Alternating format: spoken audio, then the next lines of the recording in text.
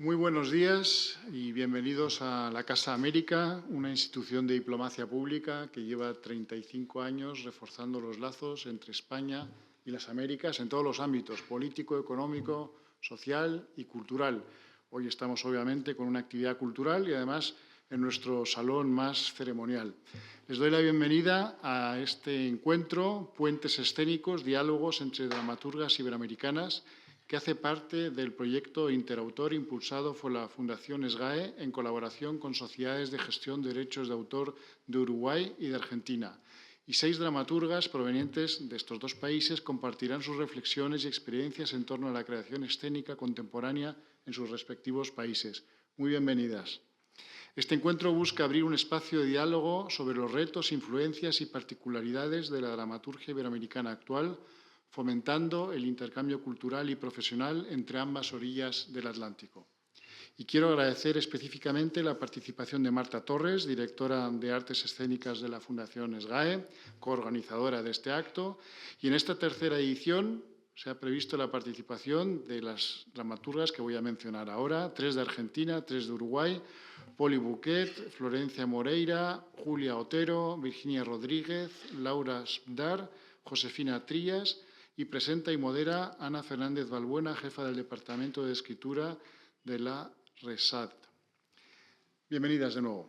Esta iniciativa resulta tanto más oportuna y relevante cuanto que el teatro constituye el género literario que exige ser puesto en escena ante el público de manera que el texto dramático despliegue todo su potencial como expresión privilegiada de la condición humana. Y, en otras palabras, el arte dramático implica necesariamente la transformación de la obra en una representación pública para que la trama y los personajes cobren vida y ofrezcan a los espectadores un espejo insustituible de su experiencia cotidiana. Y a lo largo de sus más de 30 años de vida, esta casa ha mantenido un compromiso muy activo con la dramaturgia hispanoamericana y un programa con frecuentes sesiones de teatro de cámara, talleres de actuación, talleres de escritura, dirección y otras actividades relacionadas como la presentación de libros también dedicados a obras de teatro. Así que muy bienvenidos a Casa América y espero que disfrutemos mucho de este encuentro.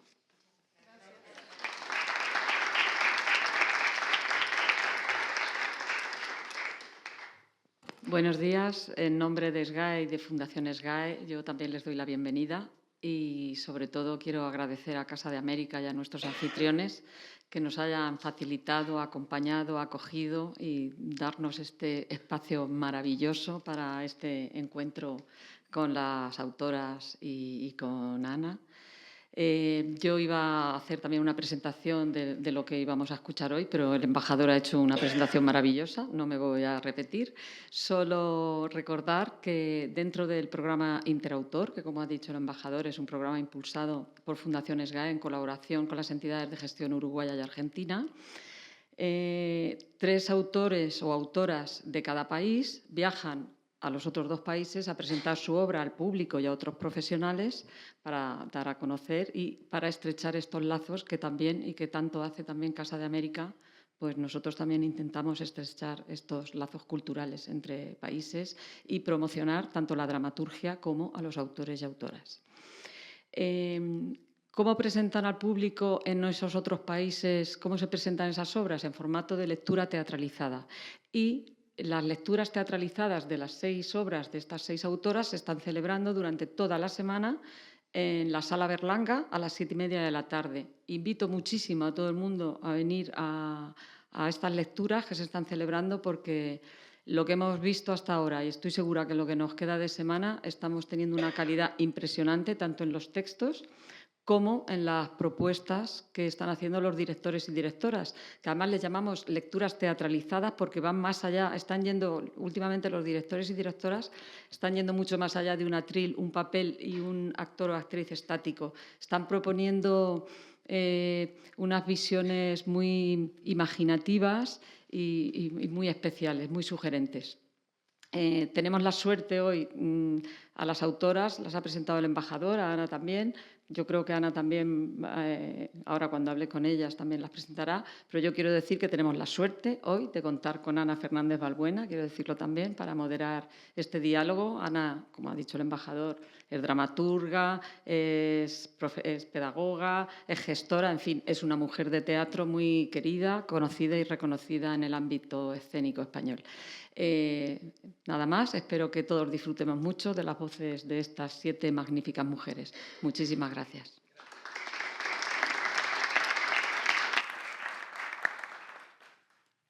Muy bien, muchas gracias por esta acogida. Efectivamente, yo sumaré a las palabras del señor embajador el hecho de que no solamente será un diálogo entre dramaturgas de la otra orilla, sino entre ellas y las dramaturgas que nos encontramos hoy aquí, que no soy yo sola, y que será estupendo que estas sinergias, acercamientos y tomas de distancia sean enriquecedoras recíprocamente, que no solamente vengáis a dar, y mucho, y ya lo estáis dando a lo largo de esta semana con vuestras creaciones, sino que también a cambio recibáis. Creo que es muy bonito que esté yo aquí sentada hoy, casi entre el margen izquierdo y el derecho de la desembocadura del Río de la Plata. 3 y 3, que une y separa 2 países para los españoles hermanos de lengua.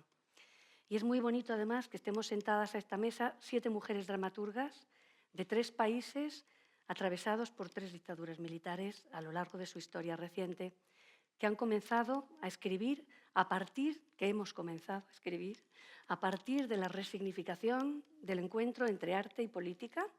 Y aunque parece que hay textos que son mucho más personales, pues ya sabemos que lo personal también es político, al regreso de sus democracias, por imperfectas que puedan ser.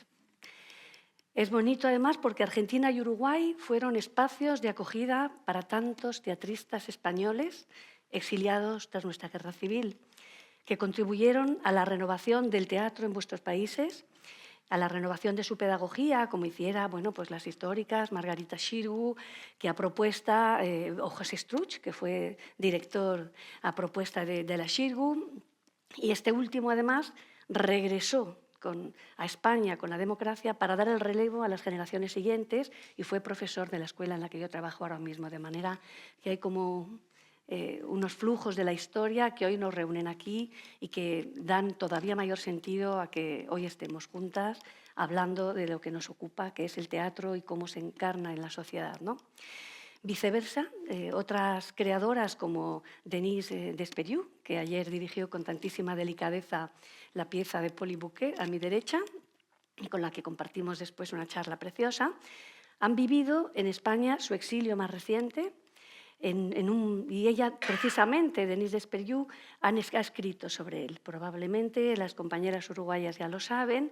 Misericordia, de Denise, habla sobre su regreso a Uruguay en 1983 como niña, en un vuelo fletado por el gobierno del presidente Felipe González para que los hijos de exiliados de presos políticos pudieran visitar a sus familiares en Nochevieja. Es un texto entrañable, estrenado en el Centro Dramático Nacional hace un par de años y que yo animo también a que busquemos y que os lo llevéis en vuestro corazón, porque es una suma más al encuentro de hoy. Exiliados y exiliadas de ida y vuelta, como los cantes, los palos flamencos originados a partir de la música popular latinoamericana, que viajaron hasta España, y que, como los exiliados, fueron acogidos en España contribuyendo a la construcción de nuestro propio teatro en democracia. Junto a otros que ya en el siglo XXI, como Denise Desperiú, pues han trenzado sus aportaciones a la formación de nuestra dramaturgia contemporánea española. Artistas como Daniel Veronese, Rafael Spregelburg, las puestas en escena de Claudio Tolcachir, todos ellos argentinos, junto a la propuesta ya citada de Denise o del uruguayo Sergio Blanco, que aunque está afincado en España, está completamente atravesado por su país y por lo que sucede en él, además de ser un creador que a menudo está allí, ¿no? Tal vez podemos preguntarnos a lo largo de este encuentro si hay un canon común entre las dramaturgias de habla hispana.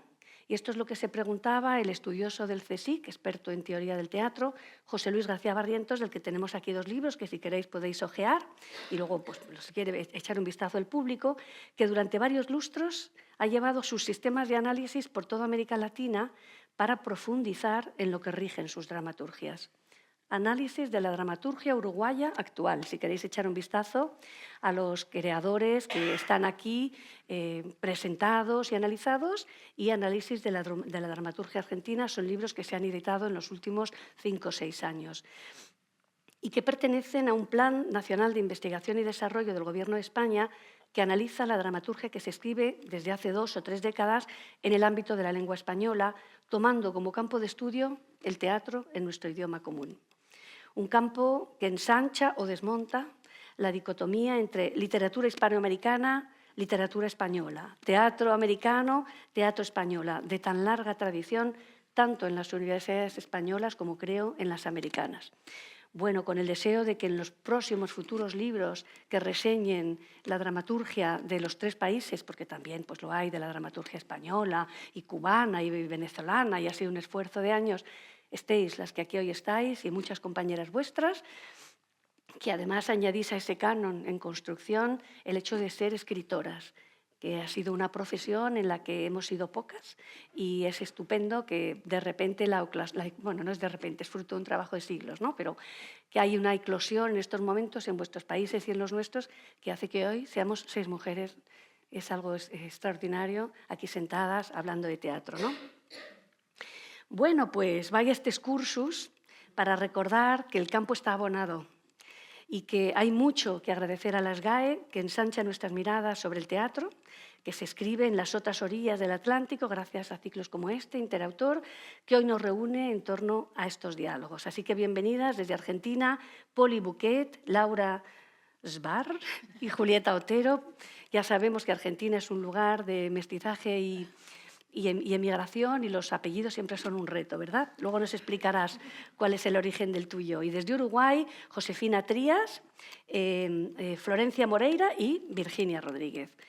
Dramaturgas emergentes, creo, pero ya reconocidas en sus países, que nos traen temas de hoy, temas de siempre, en variedad de géneros, estilos, signo de lo contemporáneo en las tablas y en los teatros. Mestizaje, renovación de géneros, metadramaturgias, narraturgias. En fin, ¿vamos con ello? Vamos, si queréis, por orden en el que se han sido programadas. El lunes disfrutamos de la puesta en escena del texto de Josefina Trías, Terrorismo emocional. Ya nos dijo ella, bueno, pues que era para ella un texto muy querido, que ella misma ha dirigido y encarnado en su país y que ha tenido mucho éxito por la frescura con la que está escrito, creo, y por la honestidad, por la verdad, por ese vínculo con la verdad que ella nos decía en el coloquio posterior a la lectura, con la que ella lo ha defendido en espacios que no son solamente edificios teatrales nobles, sino los lugares donde la vida transcurre, ¿no? Bueno, pues no sé si tú quieres comenzar contándonos algo o prefieres que yo te pregunte. Son preguntas simples, o sea que... Adelante, Ana. Muy bien, pues en tu delirante monólogo de amores y desamores y exnovios y novios que vienen y son peores y la búsqueda y la asunción de la soledad y la construcción de la mujer contemporánea, que tiene mucha gracia porque los novios pues a veces son anarquistas, otros que no querrían ser novios, pero ella pues los busca y acepta cuidar de la gata de uno de ellos, que en realidad está emparejado. Ella nos contará ese intento. En fin, las mujeres, ¿tenemos que escribir de las mujeres? Porque si no lo hacemos nosotras, ¿quién? Bueno, sí. No, puedes decir que no y que es una pregunta idiota, ¿eh? Es una provocación. Sí, yo... No. Bueno, vamos puntualmente al caso de terrorismo. No hubo una intencionalidad. Soy una feminista muy consciente de mi ser feminista, pero quiero decir, escribir terrorismo... No escribí con la agenda abajo del brazo, y sin embargo, habiendo atravesado una primera gran separación y también empezando a vivir en este siglo XXI, que bueno, nuestra generación, yo tengo 37 años, somos una generación en términos como de los modelos de vincularse afectivamente, sexoafectivamente, es una generación bisagra, creo, entre esta generación de nuestros padres que que bueno, también generación postdictadura en el caso de mis padres, ¿no? Donde la familia y esa construcción de la familia y de la patria grande, bueno, había ideales muy grandes que defender y que sostener. Bueno, venimos nosotros, donde, bueno, agarramos como esa herencia más noventosa, pero muy fuerte, pero bueno, caemos en los 90 y nos arrasa la revolución tecnológica, ¿no? Creo. Entonces, somos esos seres humanos a medio camino entre la monogamia y Tinder, ¿no? De alguna manera, y entre bueno, hacer la revolución y hacer la tuya, ¿no? Como, y bueno, me fui un poco por las ramas, pero escribir terrorismo emocional para mí fue también como encontrar un primer lenguaje como escritora y preguntarme todo esto, ¿no? Y bueno, y ser mujer con cierta conciencia permanente, ¿no? Del lugar que ocupás, de los privilegios que tenés, de los que no tenés, de las diferencias que hay entre nosotras las mujeres, ¿no? A veces. Y bueno, esta cosa de como de tener un lente, una vez que una se descubre feminista, ese lente ya es imposible de quitarlo, ¿no? Y entonces desde ahí miramos el mundo. No sé si respondí, Ana, pero bueno, por ahí. Yo creo que con muchísima precisión, ¿no? El texto ha sido muy bien acogido en tu país, ¿cierto? Sí. Sí, estrenamos en el 2018. Hemos estado en cartel siempre, salvo la pandemia, subiendo y bajando, ¿no? Pero entre Uruguay, Argentina, Chile y Venezuela vamos 130 y pico de funciones. Eso en España es un récord a veces inalcanzable, ¿verdad? Sí, un regalo de la vida y de la creación.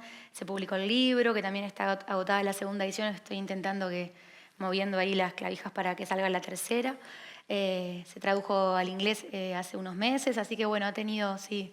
Bueno, esto desmiente un poco el hecho de que se publique, señor embajador, de que el teatro se escribe, por supuesto, para las tablas, pero también para el papel, y que hay una literatura dramática pujante y necesaria para que allá donde no llega el teatro, que siempre es un arte efímero, la palabra quede, ¿no? Y yo creo que en este intento Fundación Autor ha publicado también los 6 textos. No sé si tenéis por ahí un ejemplar así que mostréis para que se vea que no estoy mintiendo. Dos ejemplares preciosos, uno por país, que están a disposición de los que habéis venido para que los ojeéis, para que los disfrutéis. Sí, es una maravilla que SGAE haya publicado. O sea, Terrorismo, en el caso de terrorismo, está publicado solo en Uruguay y agotado. Así que estar en un libro aquí en España, gracias SGAE por todo y también por la delicadeza de también entender que el teatro es también dramaturgia para ser leída, ¿no? Como batallar esta cosa es un género más y tan hermoso de leer como cualquier otro. Muy bien. ¿Qué es este amor por los gatos, aunque sean los del vecino? Porque ahí hay un largo monólogo en el que ella está intentando, ¿cómo decir?, apaciguar su soledad con el gato del vecino al que se ha quedado a cuidar. Yo en este deseo también de que os llevéis cosas, de que os llevéis ideas y bueno, pues sinergias con otras escrituras, te diré que hay un texto recién premiado en España por la Fundación Autor, que tiene varios premios de textos, que se llama Coplas Solar Punk y que acaba de ser puesto en escena en una pequeña sala en Madrid, la Sala Cuarta Pared, magnífico, que ha sido este año Premio Jardiel Poncela, Ruth Rubio. Sí. Hay un entusiasta del texto y de la autora, lo comparto. Bien, pues es un texto muy complejo, pero ¿cómo se cierra? Conversaciones con la gata. Es decir, que estos interlocutores silenciosos que se prestan, a veces sin egoísmo, aunque el gato es quizá el más egoísta de los animales, a que el soliloquio de una tenga una escucha, pues ves que recorre un poco la dramaturgia de otras escritoras de tu edad también en este país. Volverás en la conversación, pero Gracias, por favor, vamos a dar ahora la palabra a Poli. Los Santillán ha sido el texto que hemos visto ayer. un drama de familia que suena mucho a cine argentino también. ¿A cine? Sí, a cine de algunas directoras argentinas que tratan la familia con Sí. este ritmo un poco enloquecido, ¿no? Y al mismo tiempo en teatro recuerda un poco a Jardiel Poncela y al ritmo frenético de sus comedias, sin llegar a lo absurdo, ¿no? Porque este es un autor que, además de dar su nombre a uno de los premios de Fundación SGAE, su comedia raya en el absurdo, ¿no? Vecindario, conflictos burgueses, cotilleos. Familias que parecen en descomposición, personas mayores de las que hay que ocuparse, hijos cuya vitalidad nos supera, madres que se quedan dormidas y hacen meditación como les propone la hija, ¿no? Y un final que tú nos vas a contar. Cuéntanos, ¿la familia burguesa sigue siendo el tema con mayúscula? Yo creo que la familia es como de donde nace, de donde salen todos nuestros traumas, básicamente. Nuestras ideas, digo, nuestro ADN. Entonces me parecía como el lugar, como el eje, como una empresa, el eje de donde después uno sale de ahí, sale a la vida, pero siempre está la familia como para volver. Por eso, bueno, creo que arranqué a escribir así. No es que yo pensé, voy a escribir sobre una familia, sino que claramente tenía un tema ahí cerca mío que lo empecé a escribir. ¿Eso respondió? Está precioso. Y además de escribirlo, lo has dirigido tú misma. Lo dirigí, porque es efectivamente un texto que se ha estrenado con éxito Sí. en Argentina y que probablemente se reponga. Estáis en ello, ¿no? se Como repone. contabais ayer.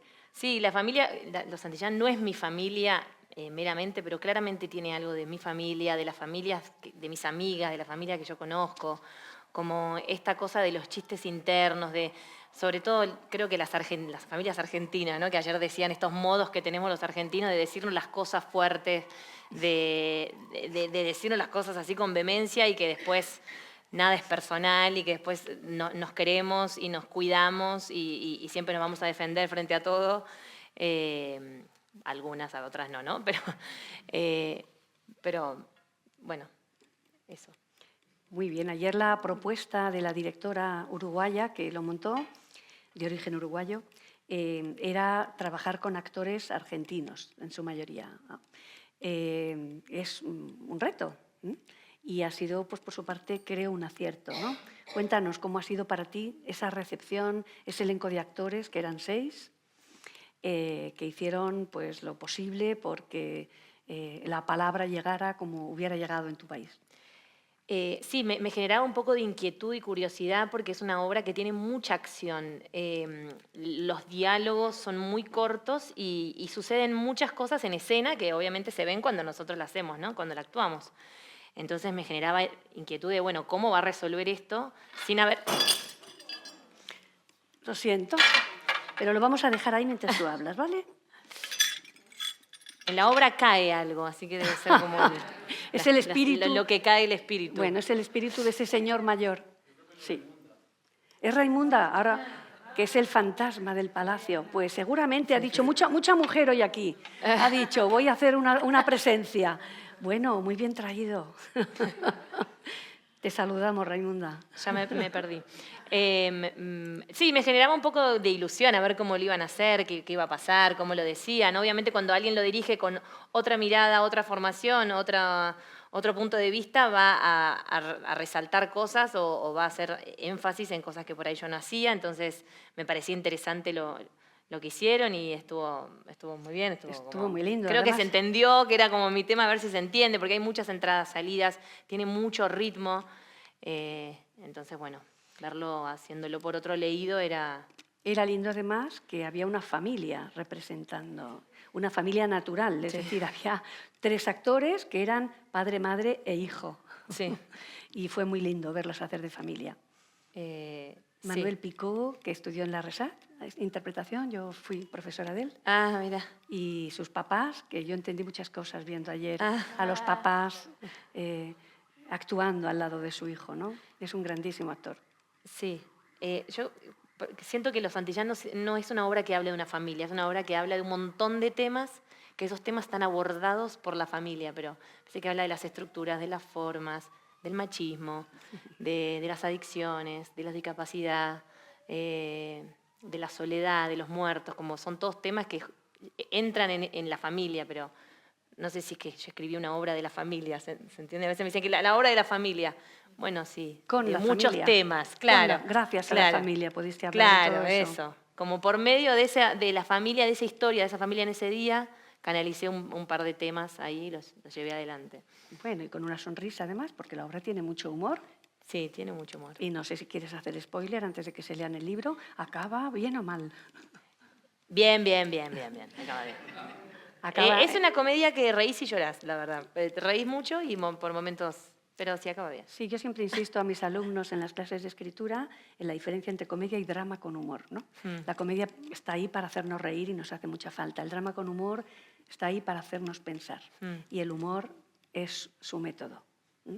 Sí. Yo creo que el tuyo es más bien un drama con mucho humor y con mucho ritmo.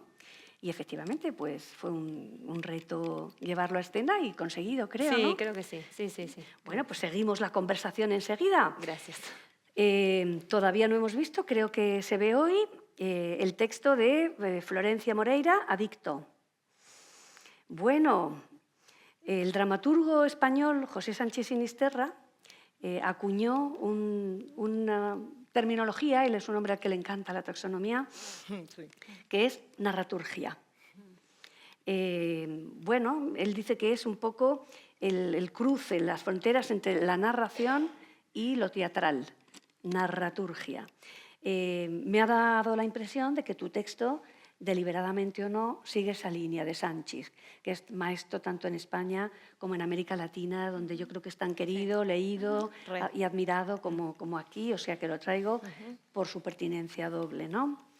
No sé si se ha montado Adicto en tu país. No. Cuéntanos un poco la historia del texto. Bueno, Adicto estaba planificado para estrenarse este año en Uruguay, pero al final lo pospusimos para 2026, así que es la primera vez que lo voy a ver en escena. Maravilloso. Con esta lectura dramatizada. Estreno mundial entonces hoy. Por Sí, favor, no nos lo perdamos, ¿eh? Si bien ya venimos trabajando, nada, no ha visto luz. Bueno, tú nos comentabas el otro día así de manera informal que tienes formación como psicóloga y probablemente esto también tiene que ver con tu decisión de contar este texto difícil y amargo, ¿verdad? Bueno, sí, yo soy actriz y psicóloga. Este texto es mi ópera prima, es lo primero que escribo en lo que es dramaturgia. Yo vengo desde el narrativo, así que sí, por eso que decías es muy acertado. También tengo una historia atravesada por las adicciones a nivel familiar, entonces pensé, ¿por qué no volcarlo a la dramaturgia y que eso se hiciera carne? Soy psicóloga y soy especializada en adicciones. Trabajo hace 8 años en un ente público que recibe diariamente tanto a usuarios con consumo problemático como a sus familias. O sea, es una realidad que veo a diario. Material de primera mano tienes, Sí, entonces. igual soy psicóloga, trabajamos con un código de ética y evidentemente esto es ficción, ¿no? Siempre lo dejo claro porque... Como todavía no hemos podido verlo y la mayoría de los que las que hoy nos acompañan no han leído aún el texto, no sé si nos quieres hacer así una presentación cortita. Bueno, ¿qué decir de Nada, en Adicto? 3 frases. Es un unipersonal, cuenta la historia de Vito, que es un chico joven que genera una dependencia. Vito bueno, como Victoria en italiano, ¿cierto? Sí. Este es el karma que él arrastra, que es un fracasado, pero sus papás lo pusieron Vittorio. Y entonces él se hace llamar Vito. Ahí hay todo un background, ¿verdad? Y bueno, él cuenta toda como su peripecia, ¿no? Cómo genera la dependencia, qué hace para lograr salir de ella. Y bueno, no quiero spoilear, los invito a venir hoy a la lectura dramatizada. Es un texto sanador. ¿Piensas que alguien que atraviese esa problemática o cuyo entorno esté atravesado por esa problemática se va a sentir reconocido, va a encontrar pistas? ¿Cómo piensas que puede ser recibido eso? Es un texto en el que se habla de una madre, de un hijo, de una adicción que los hunde a los dos, ¿no? Es complejo, o sea, no es un texto que pretenda moralizar, ni creo que cada uno, bueno, le llegará como lo sienta, pero sí entender que la adicción es una enfermedad, que es parte de la salud mental, que en Uruguay hay un debe enorme con eso y que es complejo. O sea, es complejo salir porque no es una enfermedad que afecte solo a la persona que la padece, sino a quienes lo rodean. Y las personas que rodean al adicto también se enferman. Pues entonces, mucha mierda en la lectura de hoy. Espero que la disfrutes tanto como han disfrutado tus dos compañeras precedentes las lecturas de los días anteriores. muchas gracias. Laura Sbar. ¿De dónde viene este apellido? Es ruso. Qué lindo. Sí. Debimos darnos cuenta en vez de preguntar, ¿no? Por su fisionomía. Es ruso y para mí es un error de tipeo igual. Cuando inmigró mi familia deben haber anotado Cualquier lo cosa. que entendían y ahí quedó. Así que siempre digo que lo pueden pronunciar como puedan. Bueno, pues muchas gracias por la libertad, que no es sino ignorancia.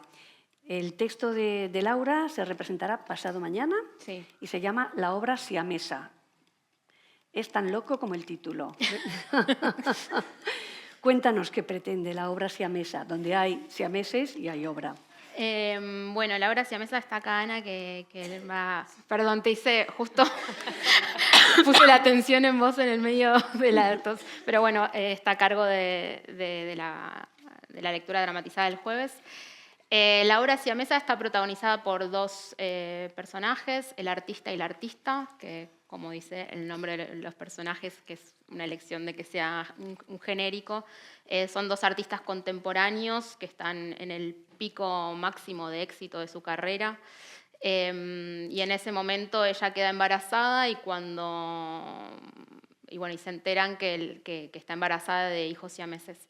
Entonces deciden tener esos hijos, pero con la decisión, el impulso y un poco la razón para tenerlos es transformarlos en una obra de arte performática. Entonces esos hijos se transforman en esa obra y lo que vemos durante toda la obra es la relación de esos artistas entre ellos y de la relación con esos hijos transformados de alguna manera en objeto, ¿no? Cosificados. Cosificados, sí. Que eso podría decir, si bien la obra tematiza y genera, digamos, una discusión con el arte contemporáneo, con las estéticas contemporáneas, también lo que está ahí poniendo en juego es esta relación de objetivación de los sujetos, ¿no? Cómo se transforma en estos tiempos a los sujetos en objetos y en este caso objetos que son de alguna sacralizados para ser sacrificados, ¿no? Sacrificados, yo diría que están banalizados, ¿no? El hecho de que sean tus propios hijos y que se conviertan en una obra de la que vives. Sí. Hay como mucha ironía, ¿no? Sí. Sobre la utilización del arte y de las artes vivas a veces, ¿no? Sí, y de la mercantilización de eso, ¿no? Sí. Y es una postura irónica.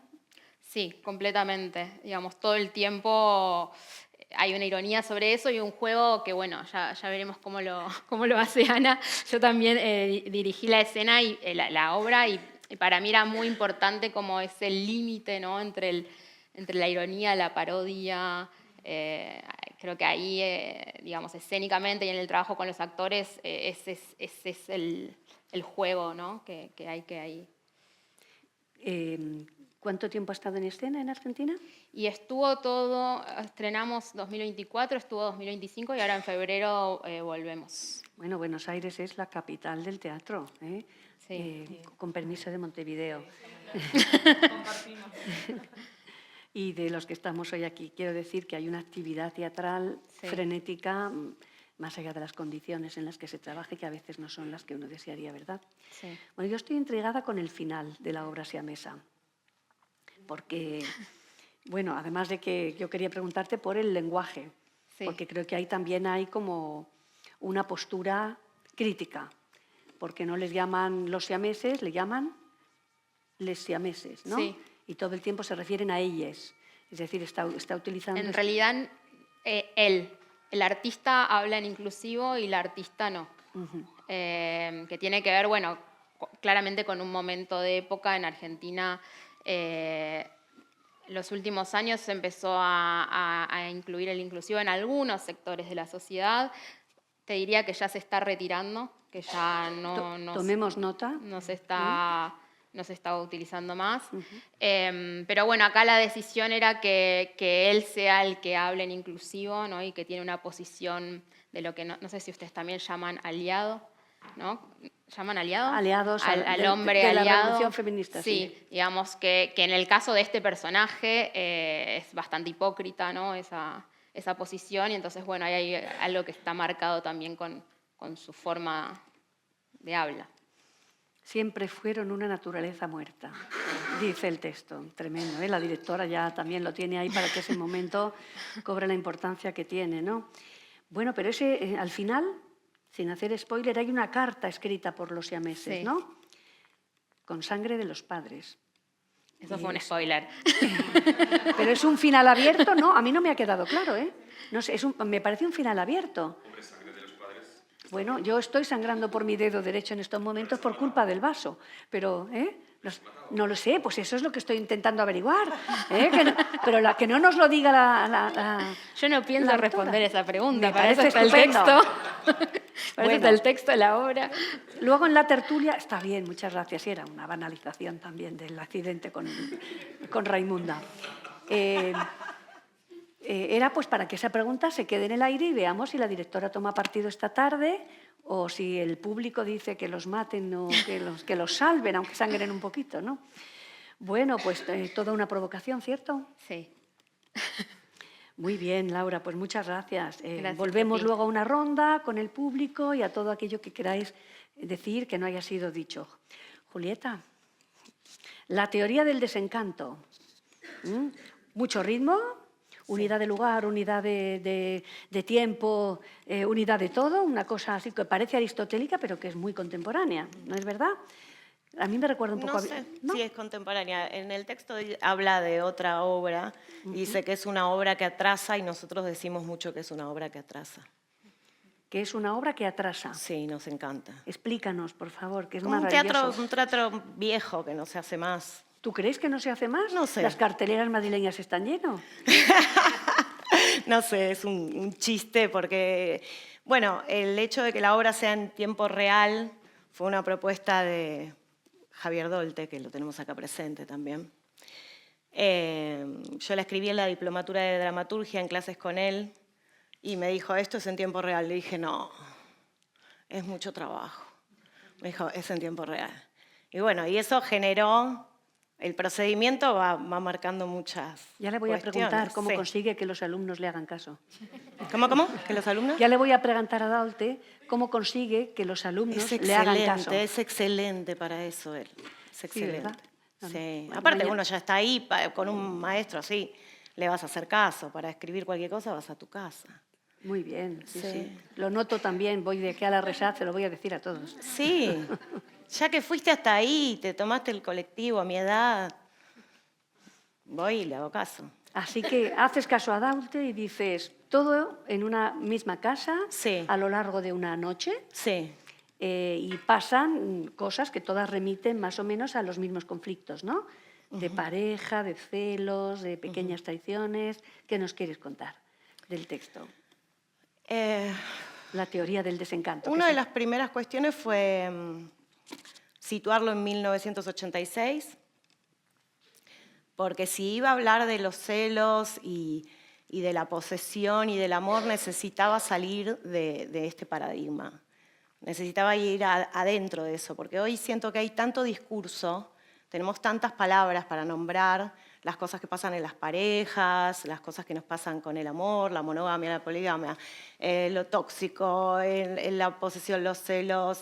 Hay tanto discurso que es muy difícil saber qué pasa debajo de eso. Y lo que uno encuentra también es que hay gente que tiene un discurso, bueno, vos nombraste recién la palabra aliados, por ejemplo.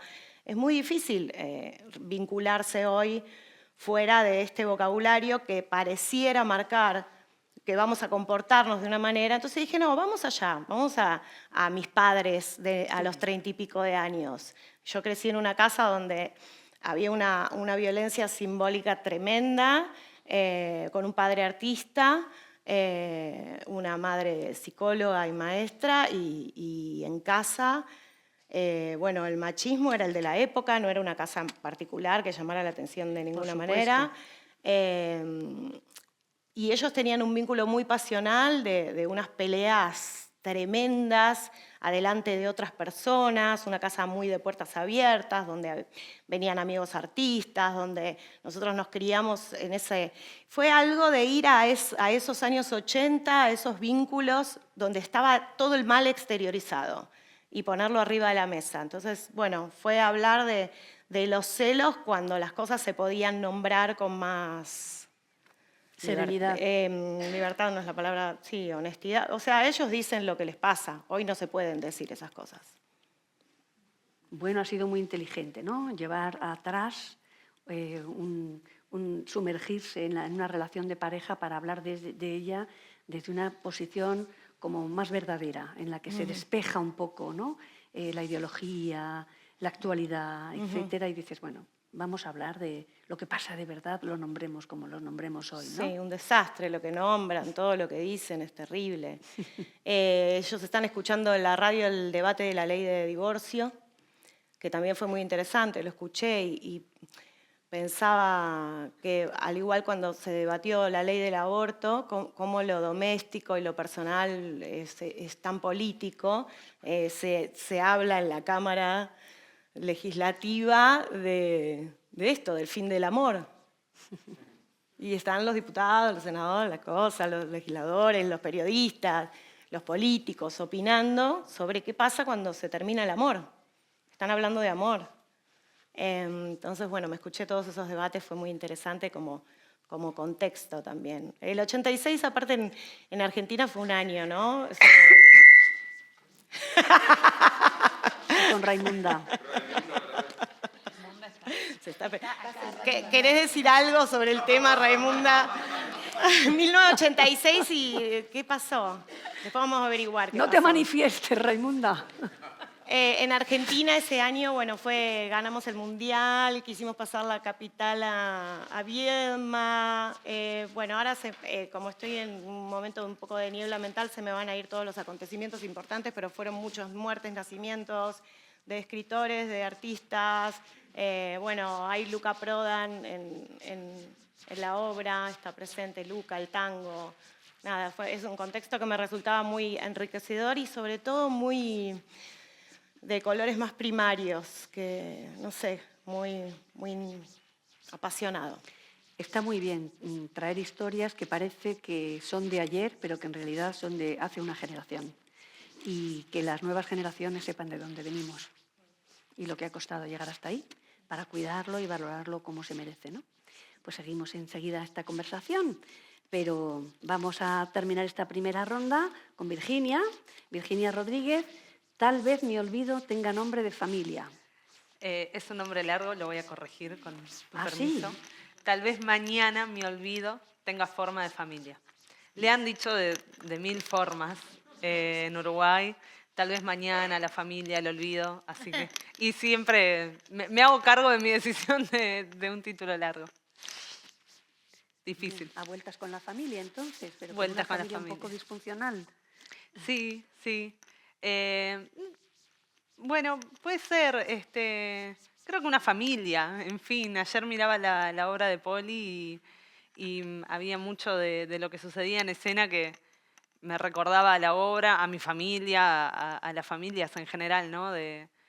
Como en la casa, de puertas adentro, como esta forma de vincularse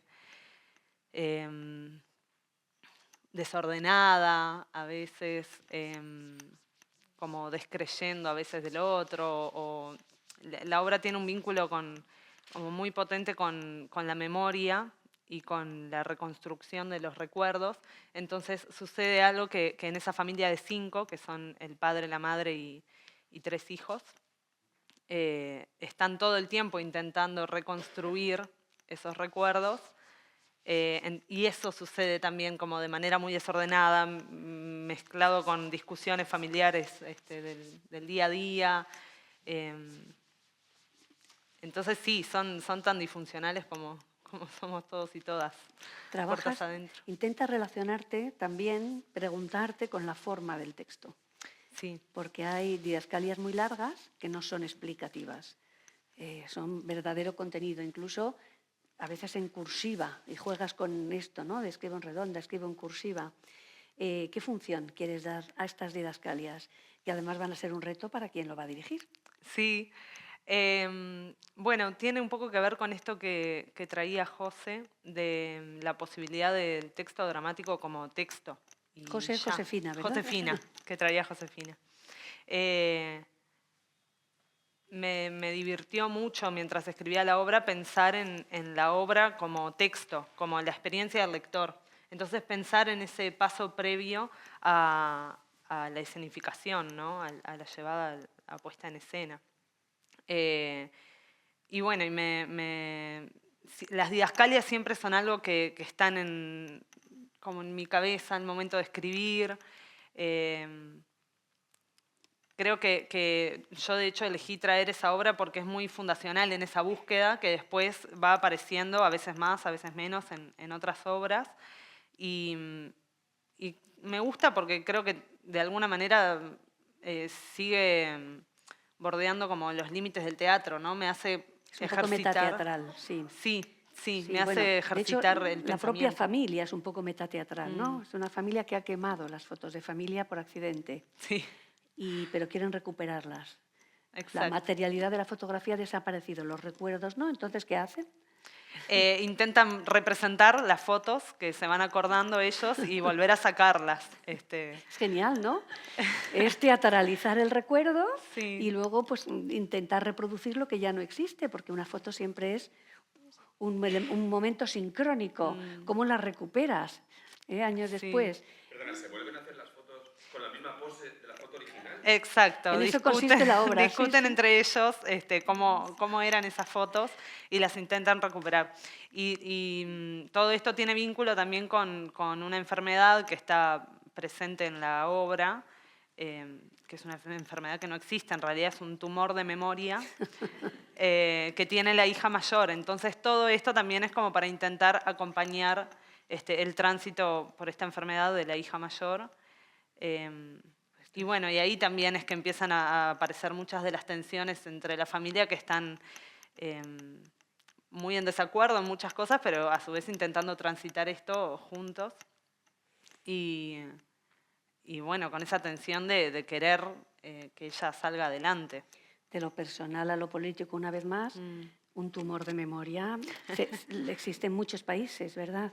Exacto. Bueno, cuando comenzaste con la exposición, con la charla, enseguida me había olvidado, pero me hizo acuerdo que mucha gente que la vio en Uruguay, en ningún momento se hace referencia a la dictadura ni a los desaparecidos, pero tiene como cierto aire melancólico y además ya la palabra memoria en Uruguay tiene una carga tremenda. Entonces mucha gente en Argentina y en España sí. Tiene la carga que debe tener, ¿verdad? Sí. Y hay que defender la memoria. Sí, y eso realmente no lo busqué. Cuando escribí a veces pensaba como, bueno, sobre el peso de las palabras, pero no imaginé que iba a ir hacia esa posible lectura.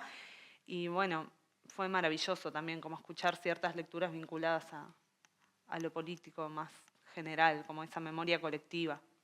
¿La has dirigido tú en Uruguay? No, le actué.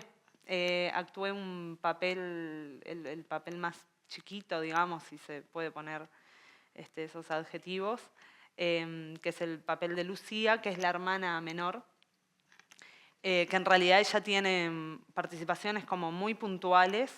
Creo que de toda esa familia disfuncional es la que está más al margen. Y Mateo Altés, que fue el director, me propuso hacer este personaje para también, en esto de que la obra es como muy metateatral, poder hacer una búsqueda de que la dramaturga estuviera en escena nosotros estábamos siempre los 5 en escena, toda la familia, y cuando no te tocaba protagonizar una escena, estabas armando la escenografía para la escena siguiente. Entonces, claro, yo tenía un transitar por la obra que era estar armando todo el tiempo la escena para los actores que estaban ahí y estar como observando lo que sucedía todo el tiempo. Un poco Tadeusz Kantor, si la referencia te sirve, ¿no? Sí, Que sí. era un director polaco de los No lo años había- 50 y 60, que siempre estaba en escena, Sí. parecía que no hacía nada, pero era fundamental para la cohesión de todo aquello y su propia presencia. Era un hombre un poco feo y que no escondía su fealdad, pero al teatro expresionista que hacía le dotaba de gran unidad, ¿no? Estaba ahí armando, como tú. Exacto. Y eso de la mirada y la mirada dentro de la escena, fue una búsqueda re interesante y a mí, ni que hablar, que me hizo resignificar muchísimo la obra, como transitarla desde dentro. Qué lindo. Bueno, pues a las que todavía no hemos visto, os deseamos de verdad que tengáis una experiencia tan rica como las que han tenido las dos compañeras, cuyas lecturas han tenido lugar ayer y anteayer.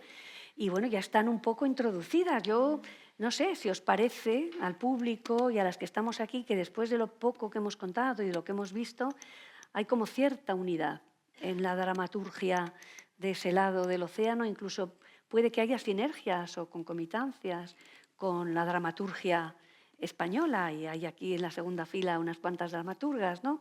Ese vasto terreno común que es escribir en español siendo mujer de vuestras generaciones, que estáis todas entre los 20 y tantos hasta una etapa un poquito más avanzada que no vamos a nombrar.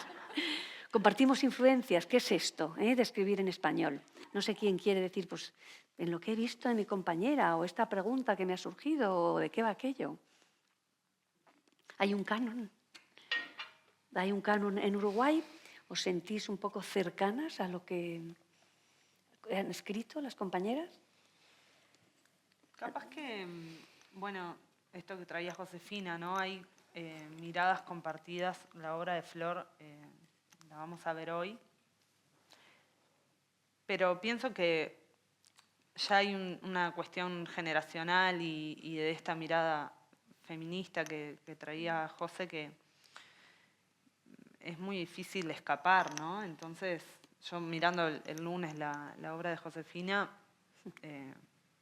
sí, me sentía muy representada. Están ahí mis preguntas, están ahí mis dolores, y creo que la particularidad de cómo jugar con el lenguaje y cómo llegar a veces a levantar determinadas imágenes o cómo conquistar ciertas metáforas, nada, y es lo bello de la particularidad de cada escritora.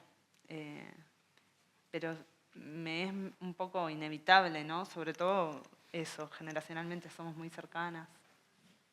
Pues hay que empezar a hablar de ese canon, de esta generación, ¿no? Porque si no parece como que una va llamando a la puerta, pero quienes hablan de nosotras no reconocen que ya hay una generación nueva, ¿no? ¿Y en Argentina? ¿Cómo es la pregunta? No. Si hay un canon. A ellas, Entre nosotras. Claro, entre vosotras con respecto a ellas y con respecto a lo que tal vez conocéis del teatro español o de lo que el teatro español está escuchando hoy de vosotras. Hay un canon, para nada, no te sientes representada en la escritura de la obra siamesa, o te parece que esta visión de la familia metateatral está superada. No tienes por qué responder tú, Poli. Es una pregunta Yo voy a general. decir algo quiero para decir romper algo, el hielo. quiero decir algo. Bueno, dale, No, dale. nosotros tenemos algo en Iba a común decir. que lo venimos hablando mucho en los cuando caminamos, que caminamos mucho. No se puede dejar solas a En el seis hotel. mujeres. Hablamos mucho de esto de que somos de Sudamérica y tenemos algo muy en común, que es poco presupuesto para vivir. Entonces, eso nos marca una identidad muy grande, que es hacer, ¿no? Como hay algo del hacer, y que nosotros, sobre todo en Argentina hablo, porque es lo que más conozco, que hay mucho teatro independiente. Entonces, no hay pretensiones, o sea, no esperamos ni la gran producción, ni la escenografía, ni demás, sino que somos como muy teatristas, como que escribir para hacer, ¿no? Como que las cosas se escriben y después juntamos un grupo de compañeros que nos llevamos bien y que queremos trabajar y lo hacemos, y hay mucho de eso, no sé si responde a eso, a tu pregunta, pero siento que esa cosa que tenemos en común, lo veo porque lo hablamos y estamos como muy alineadas en eso, ¿no? Bueno, esto lo escribí con estos amigos y después algunas cosas las cambié porque las ensayamos y después las estrenamos y... Sí, y a eso sumaría algo. Hay una frase de Mauricio Cartún, no sé si lo conocen, un Sí. dramaturgo argentino Sí, es muy increíble, conocido que como lo maestro recomiendo aquí, sí. mucho, que siempre decía, ante dificultad real, solución poética. Y para mí hay algo de eso sí. que define la dramaturgia, me atrevo a decir rioplatense, sí, ¿no? Como, total. bueno, sí,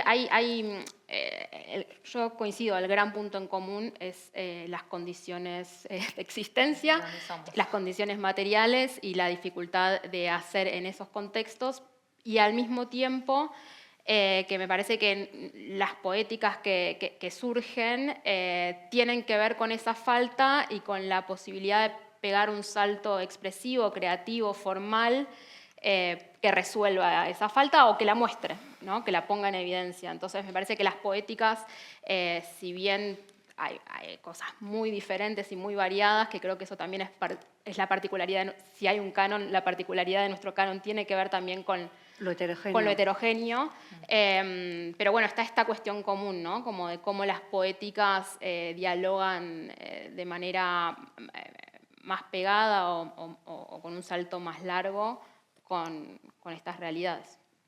Sí, como lo resolutivo, ¿no? Como hay algo en la apuesta en lo resolutivo que tiene que ver con que no tenemos plata, básicamente, ¿no? Entonces hacemos y resolvemos el viento, la guerra, no sé, lo que sea que vos quieras contar se resuelve en escena de alguna manera. Y quizás no es resolutivo.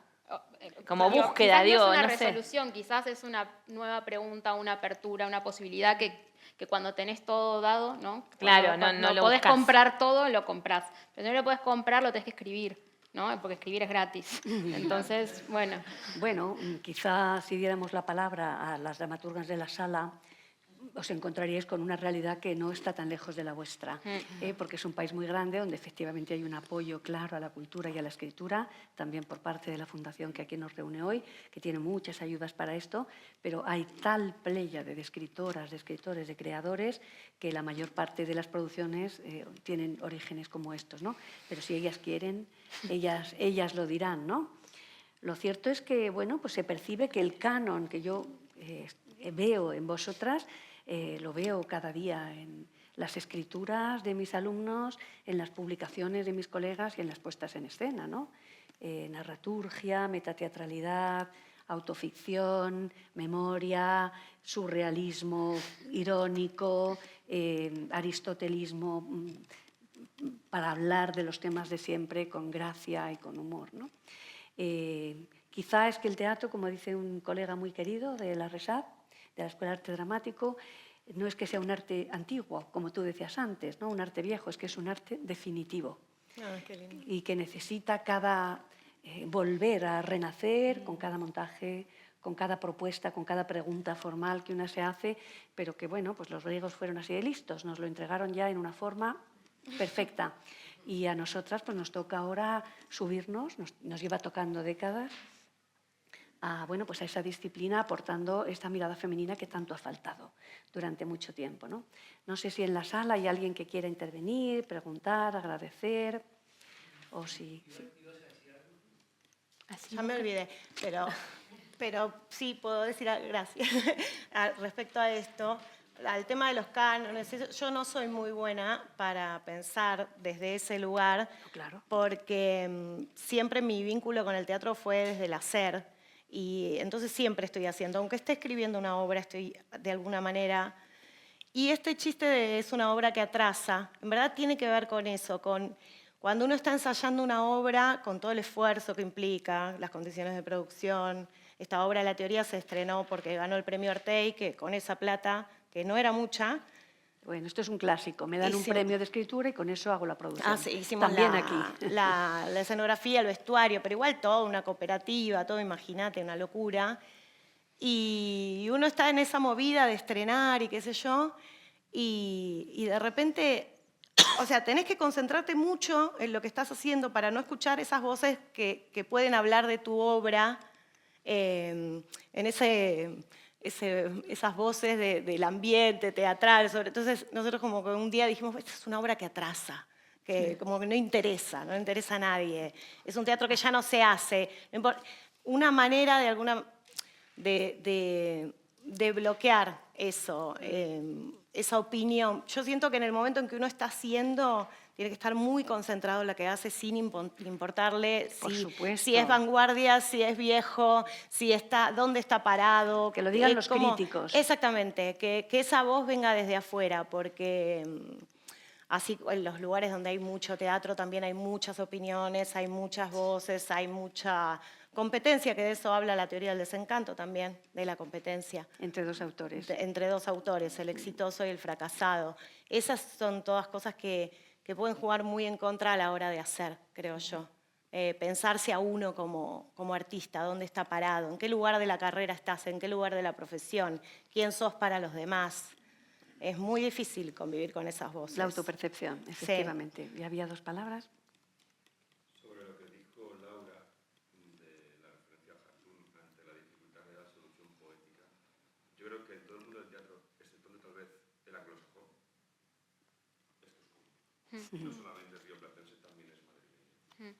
Yo estoy haciendo dirección de escena y me siento completamente identificado. Y la ausencia de dinero es universal. Y está luego en cómo te buscas tú las castañas. Y sobrevivir, claro. Ante tu impulso y ante tu ímpetu, tienes que hacer equipo para poder llevarlo a la escena, ¿no? Además de representar, también escribo. También estoy en el paso previo, ¿no? Con lo cual, en mi caso, la complejidad se cuadruplica o se sextuplica. Gracias. ¿Y había otra palabra allí? Quería sumar algo que creo que también compartimos como artistas y ahora escuchándolo, la pulsión, el deseo, ¿no? La necesidad que tenemos de decir algo y llevarlo a escena como sea. Creo que es algo universal y compartido.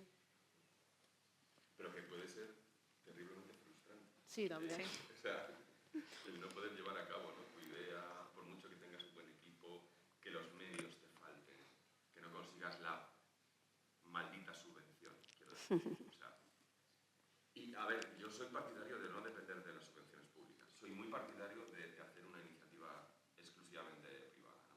Pero a veces te ves abocado a las subvenciones, ¿no?, que ese es otro capítulo completamente diferente. Y Sí, eterno, nosotros sí. como latinoamericanos creo que vamos generando una identidad de artista con mucha tolerancia a la frustración. No sé si concuerdan, pero digo, es algo constante. Y- Yo quisiera decir que, bueno, primero, daros las gracias, ¿no?, por esta apertura que habéis tenido aquí y haber contado vuestras historias. Deciros que me he sentido como muy hermanada con todo lo que habéis dicho y es verdad que vivimos, ¿no?, en estos momentos donde nuestra mirada creo que es muy importante en la dramaturgia, en el teatro o en otros formatos como puede ser la narrativa o el guión de cine, ¿no? Nada, que me siento feliz de tener esta cosa al otro lado del charco, y que espero veros en breve en estos días. Gracias. Gracias. ¿Ahí atrás? Hola, muchas gracias. Mi nombre es preguntaros, al hilo de lo que dijo la compañera, que escribir es gratis, o sea, no sé por dónde digo, pero pregunto, escribir tanto a nivel material, realmente si para todos consideráis que es gratis allí también, tan barato escribir, bueno, en sentido personal, sentarse a escribir, pues tiene unas necesidades, ¿no?, espirituales, materiales, y lo otro hoy en día, con este mundo tan tremendo que tenemos, el teatro como cuando escribimos, cómo llevar este tipo de temas sociales, que puede pasar cobro, porque la subvención no llega porque hay que estar políticamente correctos o alineados con cierto tipo de políticas culturales, etc. No sé si allí funcionan estas presiones o cómo. Yo coincido con el cartoon y con Laura también. Lo hacemos todo el tiempo. Escogemos por necesidad a problema real solución poética. Escribir es gratis, es cierto, pero se cruza otra variable que imagino que nos mancomuna a todos y es el tiempo. Generalmente trabajamos de muchas cosas. creo en la mayoría de los casos en cosas que, bueno, lindan lo teatral, o docencia, docencia en escritura o lo que sea, teatro, pero bueno, a veces la falta de tiempo a veces también no coopera. Entonces, bueno, también hay que generar esas instancias, instancias de producción que, bueno, o que financien esa escritura, o que, bueno, si no es una escritura financiada, entonces tener tiempo que a veces escasea para... Tiempo y espacio, ¿no? Exacto. La famosa habitación propia. Sí, yo creo que es un tiempo propio, porque escribimos donde sea. Yo creo que de eso hablaba, ¿no? Virginia Sí. Woolf, cuando decía una habitación propia. Sí, De sí. ese espacio también en las tareas y en el resto de la vida, de lo que se supone que tenemos que hacer. Sí.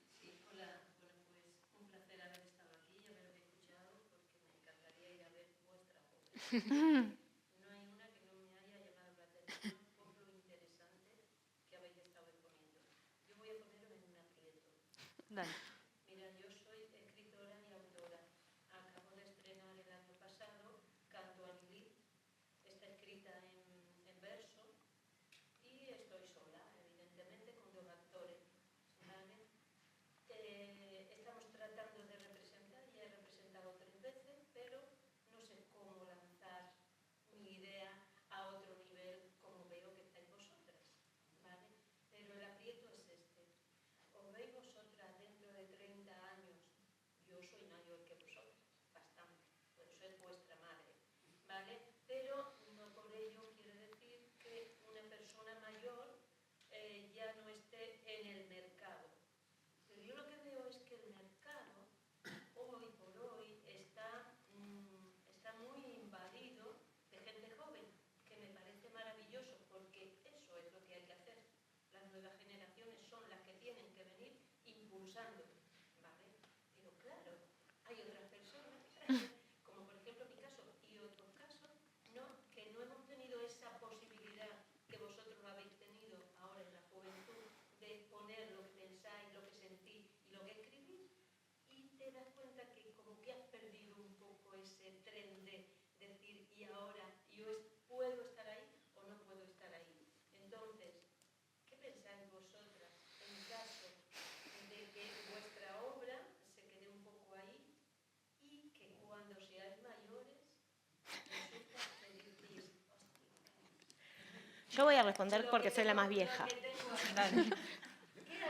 haríais vosotros? Primero que en 30 años voy a tener 81 y espero 2 cosas para esa edad. Una, estar escribiendo, y otra, seguir haciendo yoga y eso para poder agacharme y caminar. Y que si vengo a Madrid, poder caminar lo que se camina acá, que es mucho. Y porque nadie quiere ir al subte, si podés, todas las calles son lindas. Caminás, estamos destrozadas. Y estamos decepcionando a España en nuestra capacidad de tomar alcohol. También quiero pedir perdón. Pero nos lo tomaremos en cuenta. Un grupo pecho frío, como se dice en el fútbol argentino. Queremos dormir temprano, levantarnos temprano, leer. Bueno, y hablando de leer, traje Las primas de Aurora Venturini, una novela, no sé, los que la leyeron podrán decir que... La mejor novela argentina. La mejor novela Sí, argentina, total, decimos. coincido. La mejor novela argentina es increíble. Aurora Venturini la presentó a los 85 años en un concurso de novela. Sí,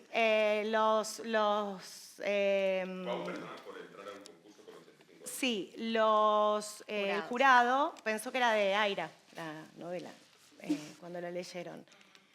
Nadie se imaginó que una mujer desconocida hasta ese momento estaba detrás de esa joya. Cuando ella fue a recibir el premio, dijo, al fin un jurado honesto. Bueno, nada, qué sé Muy yo. lindo, está claro, ¿no? Que el Está desafío, claro. el desafío es intergeneracional. Y también, perdón, una cosa más. Nosotras estamos acá porque, bueno, yo hago teatro desde los 15 años, tengo 51. Nosotras estamos acá porque presentamos un texto a un concurso y un jurado consideró, creo que sí, consideró, y yo conocí Europa en este viaje, nunca había venido. No, nunca pude ahorrar. Yo soy guionista de televisión y con la plata que gano mantengo mi casa. No hay chances de ahorrar plata y probablemente el mes que gane un poquito más lo meta en una quimera artística que ya sé que no voy a hacer más que perder plata. Pero bueno, con la teoría del desencanto, perdí plata, por supuesto, como siempre. Conocí Europa, la filmamos, hicimos la película, que en algún momento ojalá nos permita conocer otros lugares, ir a algún festival. Pero para mí, va, dale que va, no sé. Yo insisto en el hacer, yo insisto mucho en el hacer. Yo creo que el teatro argentino, el centro del teatro argentino son los actores. Hay muy buenos actores. Y el actor tiene que hacer. Yo tengo un profesor, Ciro Sorsoli, que es una maravilla, que él decía como perderle el respeto al escenario, ¿no? Como hacer, probás, hacer, no funciona, vas, volvés, probás. Y siento que eso nos da una identidad como dramaturgos y como directores también, como que no estamos esperando el momento, no estamos esperando el gran texto, no estamos esperando la plata, no estamos esperando el gran teatro. Hay unas ganas de hacer, de actores que quieren hacer cosas, con uno que quiere escribir y con alguien que quiere dirigir, y bueno, vamos y lo hacemos. Entonces, por eso hay muchas salas, hay muchos lugares, hay lugares chiquitos, hay lugares grandes, hay lugares muy difíciles, pues ya son más comerciales. Creo que, bueno, que tiene que ver la dramaturgia con el actor, sobre todo en Argentina, me parece. Como esto del hacer tiene que ver con cómo también hay tantas cosas hechas, ¿no? Como, Sí, por supuesto. vamos y hagamos, actuamos, bueno, estamos 2 meses, bueno, vamos, no funciona, vamos a hacer otra, ¿no? Entonces, mi actriz está en 7 obras. Mi actriz, la protagonista de Los Santillán. Y siempre nos hacemos chistes con eso, ¿no? Y está en 7 obras independientes y ella vive de 7 obras independientes. Entonces tiene una los lunes, los martes, y otra que hace reemplazos. Y bueno, eso no sé si se da en otros países. En Argentina se da, porque somos medio así. Esto es lo que nos llevamos, ¿no? Hacer, hay que hacer. ¿Y una última intervención? Yo recuerdo a mi profesor Antonio Malonda que... perdón. ¿No? Era un poquito una reflexión que cuando Ana ha preguntado lo del canon, yo decía, joder, ¿qué canon nos une, no? Que esa necesidad también de marcar las cosas para entenderlas. Y para mí, o mi punto de vista, es lo que nos hace universales en el arte escénico, ¿no? En la dramaturgia, en la puesta en escena. Algo que se comparte, ya sea en la época de los 80 o 90, es cuando lo particular se convierte en plural. Cuando lo que estás viendo en escena pasa del tú al nosotros. Eso es lo que nos va a conectar siempre. Y es como cuando coges libros de tendencias europeas de los años 90 y intentar buscar esos anclajes, ¿no? De cómo es la escritura, cómo es... Yo creo que somos hijas de nuestra generación y de nuestro tiempo. Cuando dicen del teatro contemporáneo, coño, es el que se hace en el momento, para eso es el contemporáneo. Claro. Ya con este canon de estamos aquí, compartimos este espacio, compartimos una pulsión, una política, una forma de ver el mundo, que se puede ver el mundo de muchos prismas. Ese para mí es os escuchaba y decía, jo, soy una de ellas. Por supuesto. Eso es lo que me interesa, porque yo no soy especial. Claro, claro. Me interesa que he oído 7 voces que son ecos de mi voz, con siendo mucho más poliédrico. Es lo que me sigue interesando después de años en la profesión de fracasando, prueba, error, y es hacer, y el hacer implica tiempo, y el tiempo es dinero, y no trabajamos gratis, trabajamos con renuncias de nuestro tiempo, que vivimos en una sociedad neoliberal y que el tiempo es dinero. Entonces, nadie escribimos gratis. Sí, es demagógico mi comentario. Y tiene que ver, con... yo encuentro mucho placer en escribir. Es lo que más me interesa en la vida, lo que más me importa en la vida. Es lo que no me da de comer, pero me da de comer. Entonces, en ese sentido me refiero con que es gratis, ¿no? Como que es un placer que hago así y empiezo. Por supuesto que no... Soy marxista, además de feminista, y sé que el tiempo, sé cuál es el valor del tiempo. Pero bueno, es un comentario más en relación a que está al alcance de la mano.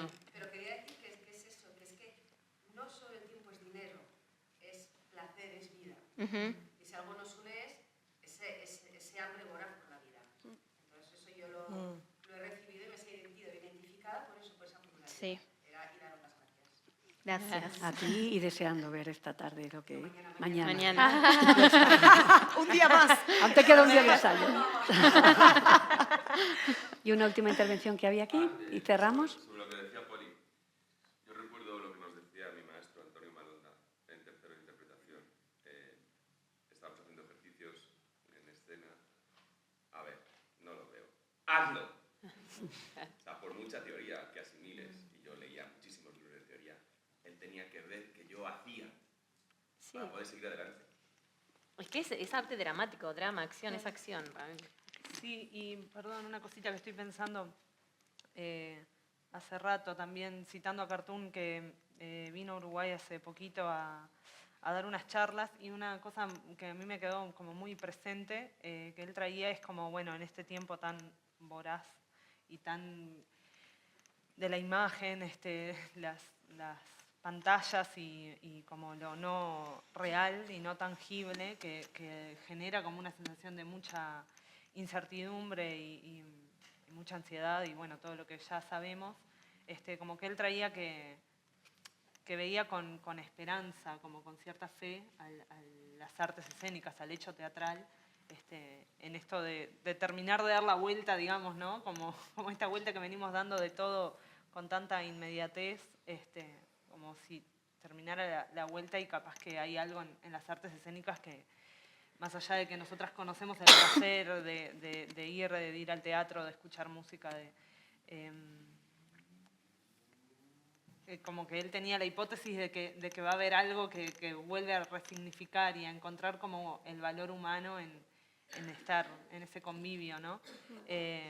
Pensando en esto lo uno con esto del hacer y del ante un problema, si tengo algo a mano me pongo a escribir sin quitarle el valor al tiempo, pero como esto de encontrar un lugarcito de humanidad, me parece, a mí fue algo que me quedó y que intento recordar como cuando estoy como muy desordenada o distraída, cuando estoy muy distraída,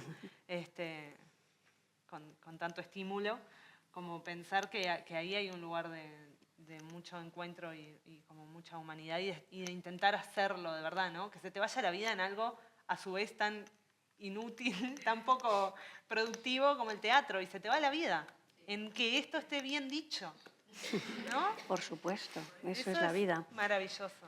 Bueno, pues no nos queda sino agradeceros que sigáis construyendo con nosotras y con nosotros, desde el hacer, que es algo también muy femenino, que nos toca siempre, desde que nacemos prácticamente, y bueno, que sigamos compartiendo desde el papel, desde los escenarios y desde cualquier espacio que nos reúna. Muchas gracias. Gracias.